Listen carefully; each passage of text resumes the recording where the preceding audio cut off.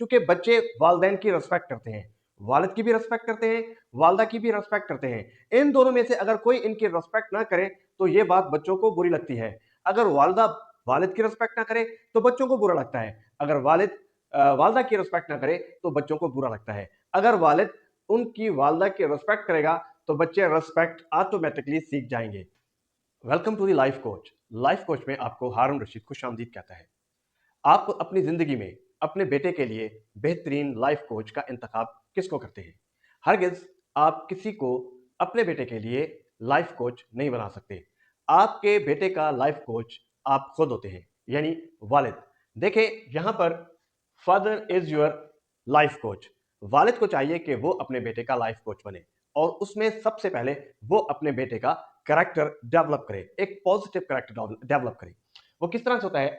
Build your character مین ہے کہ اپنے بیٹے کے کردار سازی کرنے سے پہلے اپنے کردار سازی کو دیکھنا پڑے گا کہ آپ کا معاشرے میں کیا کردار ہے۔ آپ کا معاشرہ کیا ہے؟ آپ کا معاشرہ آپ کی فیملی ہے، یعنی ڈیڈ اینڈ موم۔ بچے ہمیشہ ڈیڈ اینڈ موم سے سیکھتے ہیں۔ بچے ڈیڈ سے کیا سیکھتے ہیں؟ بچے کہتے ہیں children copy what they see not what they hear. بچے کہتے ہیں ہمیں لکھائیں پڑھائیں نہیں، ہمیں لیکچر مت دیں، ہمیں اپنے ایکشن سے ثابت کر کے دیں کہ آپ کتنے بہترین کریکٹر کے ہیں۔ ہم جو کچھ دیکھیں گے ہم اس سے سیکھیں گے۔ بچے زندگی میں والد سے گھر پر سیکھتے چاہیں، وہ رسپیکٹ سیکھتے ہیں۔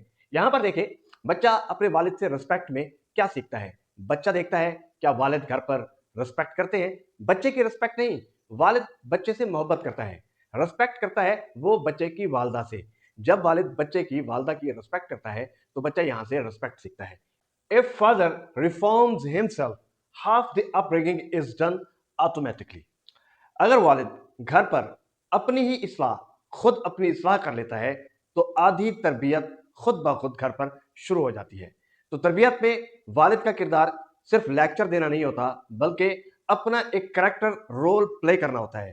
اگر والد گھر پر اچھا کریکٹر رول پلے کرے گا، گھر پر فیملی میں اس کا رویہ گھر میں رسپیکٹ، چونکہ بچے والدین کی رسپیکٹ کرتے ہیں، والد کی بھی رسپیکٹ کرتے ہیں، والدہ کی بھی رسپیکٹ کرتے ہیں۔ ان دونوں میں سے اگر کوئی ان کی رسپیکٹ نہ کرے تو یہ بات بچوں کو بری لگتی ہے۔